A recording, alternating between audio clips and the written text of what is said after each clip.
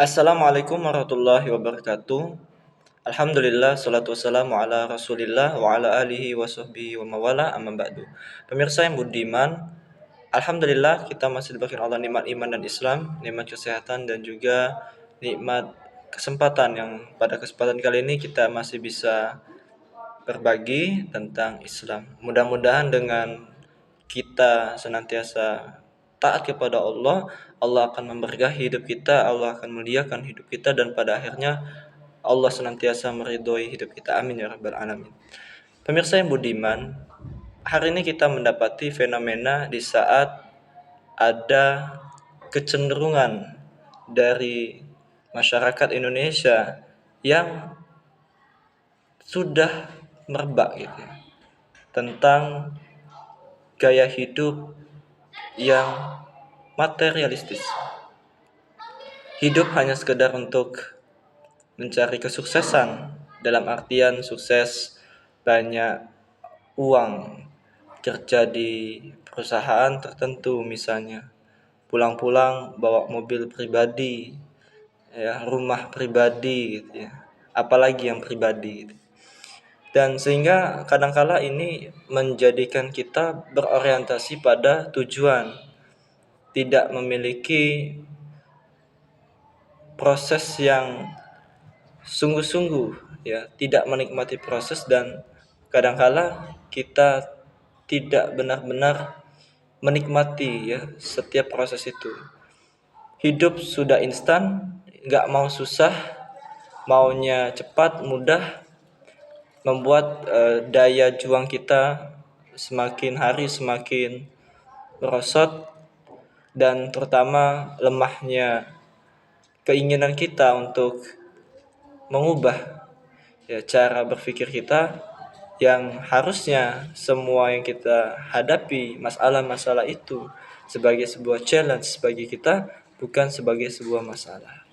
Nah, disinilah kemudian ada fenomena generasi muda kita yang lebih gitu ya, berorientasi, ya, kepada mencari materi gitu, kehidupan dunia yang kadangkala melupakan sisi lain yang lebih penting dari itu adalah kehidupan akhirat.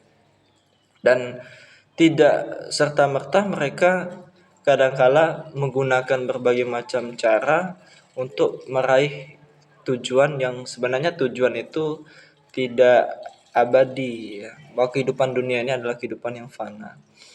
Misalnya ketika, ya, banyak yang kesulitan misalnya mencari jalan mendapatkan harta gitu.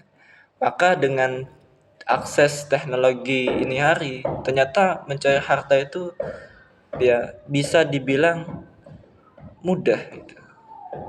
Misalnya ada fenomena Indonesia, ya, di Indonesia tuh darurat judi online. Betapa Indonesia ini hari masyarakatnya itu termasuk masyarakat yang mendapatkan predikat, ya, juara satu yang melakukan aktivitas judi online. Dan ini sangat mengkhawatirkan sekali. Bagaimana mungkin negeri yang Muslim ini, ya, masyarakatnya ini terkontaminasi yang namanya judi online. Dan itu menyasar baik itu dari kalangan ibu rumah tangga, mahasiswa, pelajar, masyarakat umum dan juga ada pejabat gitu ya, sekelas DPR misalnya yang terindikasi melakukan aktivitas judi online ini. Dan ini sangat parah gitu ya. Bagaimana mungkin sekelas pejabat pun main judi gitu. Dan ini tabiat main judi ini sesuatu tabiat yang dikatakan bahwa seperti di dalam Al-Quran itu seperti perbuatan setan gitu ya.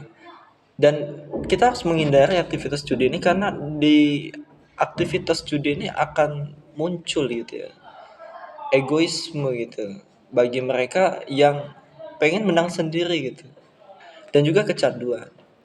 Dan alhasil apapun bisa dilakukan untuk memuaskan syahwat gitu ya, keinginan tadi untuk bermain judi online. Ya, sumber dana itu harus terus dicari gitu.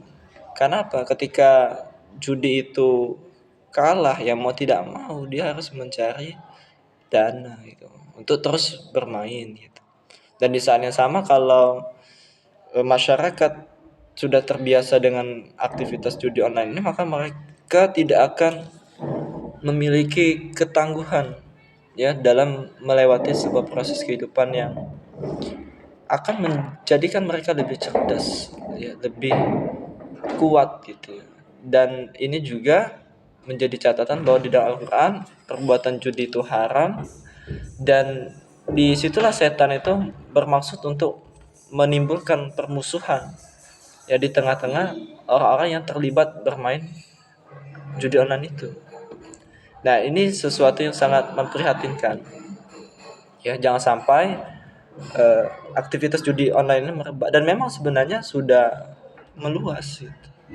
Dan ini bukti bahwa sistem kehidupan kita yang sekuler ini hari yang memisahkan agama dari kehidupan ternyata telah gagal mencetak generasi yang beriman bertakwa dan mencegah masyarakat untuk tidak berjudi dan menetapkan hukuman yang layak dan tegas untuk para pelaku judi online. Dan ini menunjukkan betapa pentingnya kita itu hidup di dalam naungan Islam dan mencoba untuk benar-benar mencintai Islam dengan belajar Islam dan memiliki cara pandang hidup yang benar, bahwa hidup ini bukan cuma sekedar mencari materi.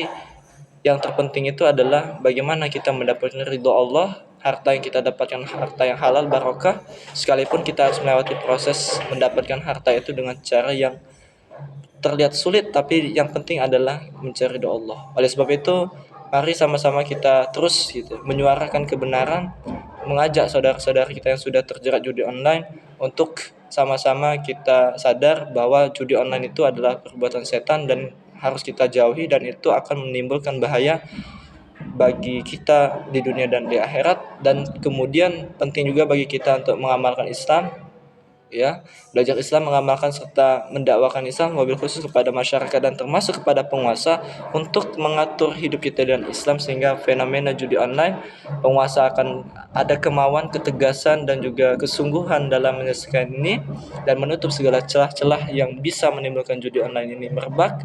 Dan yang terpenting lagi adalah kita harus senantiasa ya sadar bahwa tidak akan ada kemuliaan kita kalau tidak ada Islam yang mengatur hidup kita. Oleh sebab itu, masyarakat harus dibentuk dengan kepribadian Islam, memiliki akliyah Islam dan nafsiyah Islam, pola pikir Islam dan pola sikap Islam, tolak ukurnya halal dan haram, dan itu harus dilakukan oleh sistem pendidikan yang bermutu, yang berkualitas dan berbasis kurikulum Islam. Sehingga terwujudlah masyarakat yang beriman bertakwa, orang-orang lulusan sekolahan yang ahli, yang punya skill, sehingga mereka bisa berdaya juang mencari pekerjaan, menghasilkan pekerjaan, dan juga menutup segala celah yang bisa merangsang hidup dan gaya hidup yang materialisme tadi. Nah, oleh sebab itu, yuk sama-sama kita berdoa pada Allah, mudah-mudahan kita terhindar dari judi online, gaya hidup yang sekuler, kapitalisme yang jauh dari Islam menjadi gaya hidup yang mulia, yang diberkahi oleh Allah, terikat dengan aturan-aturan Islam. Allah alam bisawab. Assalamualaikum warahmatullahi wabarakatuh.